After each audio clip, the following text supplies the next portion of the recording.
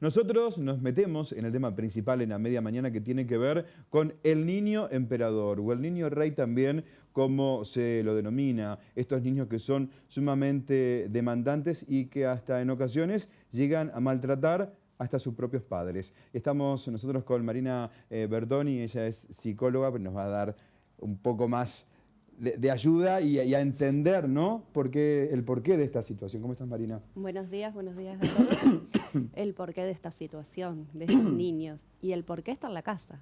El porqué está en la educación, el porqué está en los papás, no en los niños, ¿no? No es que el niño viene así El ya de niño no nacimiento. nace rebelde. Sí, vamos a cuadrar y vamos a poder decir, digo, el ser humano nace con un temperamento que es un hálito de vida, que manifiesta, hay niños que duermen más, que duermen menos, digo, son conductas que vienen innatas, ¿no? Tenemos después el carácter que se va formando a partir de esto que el niño trae para terminar en una personalidad que es lo que tiene el roce con lo cultural, ¿sí?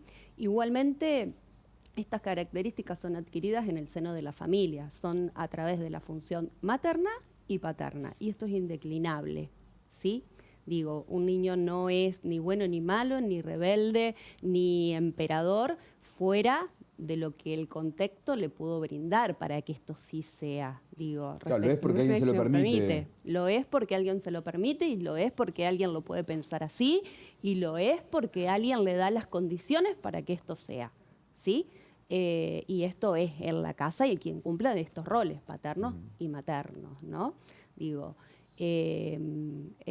cuando uno revisa o puede leer acerca de vos decías, digo, esto alrededor de los 5 años, esto que tiene que ver también en otras culturas lo llaman the king baby o lo llaman el rey, digo, sí, por supuesto, es un indicador de un momento del desarrollo que se aloja alrededor de los 5 años, donde los chicos expresan. En otros tiempos expresan estos sentimientos, ¿no?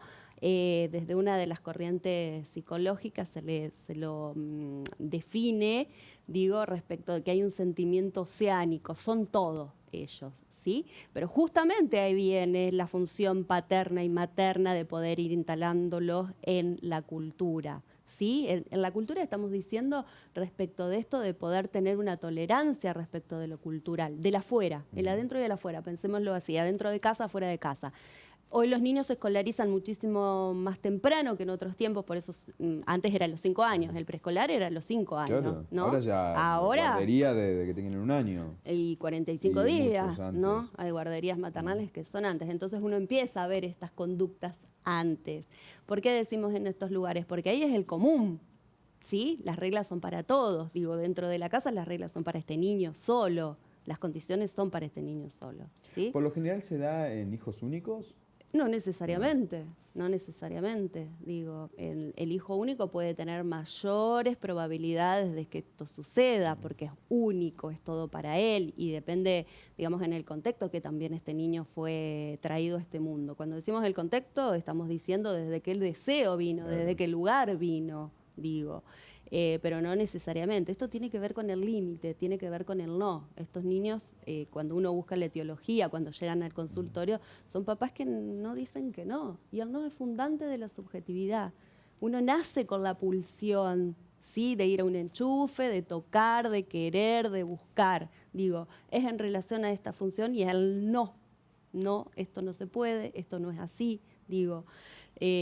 Una vez, hace mucho tiempo, mi hija estaba en el jardín, digamos, tuvimos una reunión con la directora donde ella ponía y pedía, por favor, que los niños no fueran al jardín con los juguetes personales, porque esto era un paseo común y se perdían y había llantos y había toda una conflictiva.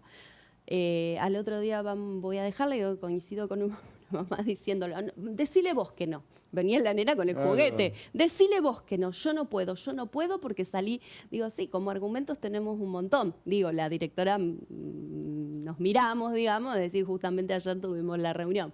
Sí, el miedo a decir que no, ¿no? ¿Pasa por un sentimiento de culpa de los papás?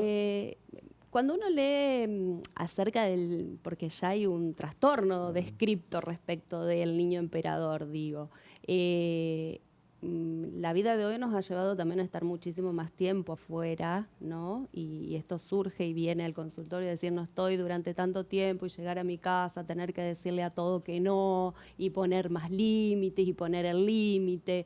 Sí, hay mucho de culpa, ¿sí?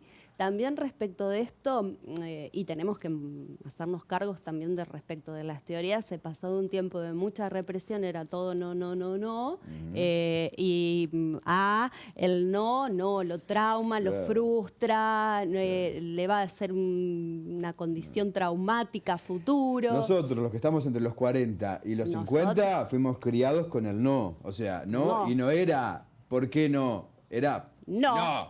No había opción a preguntar por qué no. Era no y era no. Y sabías que era no. Digo, y sin embargo uno ve crecientemente que hay cada vez más trastornos de este tipo. Digo, papás que no pueden decir que no. Papás, digo, uno lo puede llevar al corrimiento en los roles, hay una inversión en los roles. El rol paterno y materno respecto del hijo es asimétrico. Es asimétrico, siempre repetido y dicho, es asimétrico. El papá tiene la potestad de, ¿sí? Y tiene el deber de, ¿no? Respecto de estas cuestiones. Y cuando este rol se invierte y es el hijo el que dice, pero vos pensá respecto de las condiciones culturales que estamos viviendo. Total. Algo más sencillo y más cotidiano, no estoy juzgando ni estoy diciendo que esté bien o mal. Me llama la atención que un niño chiquito de 3 años para arriba decida qué tiene que comer, ¿no? Porque el padre le pregunta, ¿qué querés comer hoy? No sé, no lo juzgo. ¿Está bueno o no? Lo escucho muchísimas más veces más allá del comer, ¿qué te querés poner? Ajá. Y niños haciendo unos berrinches y haciendo unas escenas terribles porque eso no se quiere poner, digo. A ver, volvemos a pensar cómo piensa ese papá el límite y con qué tiene que ver.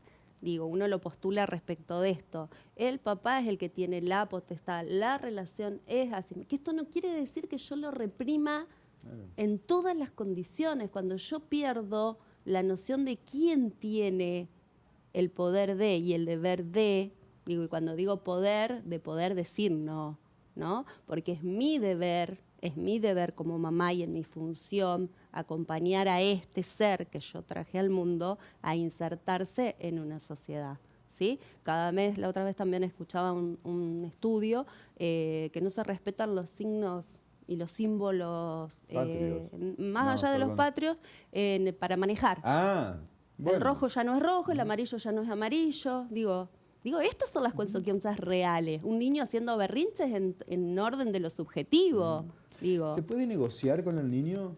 En esto de la ropa, suponte. Yo quiero que te pongas esto o esto. Bueno, negociemos. A ver qué te querés poner o no. No hay opción para negociar con un niño. Y ahí me parece que no es una negociación. No, es un encuentro.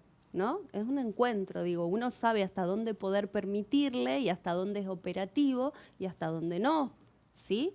Digo, por eso vuelvo a repetir, el no es frustrante, no tramita un trauma respecto de... Cuando ese niño crezca y se enfrente porque a la vida verdadera, claro, cuando te encuentres con compañeros de trabajo, cuando busques un trabajo y te digan que no. Pero no solamente eso, digo, por eso, a ver, la única institución que ha quedado en las mismas condiciones en la que fue creada, pensada y establecida fue la escuela.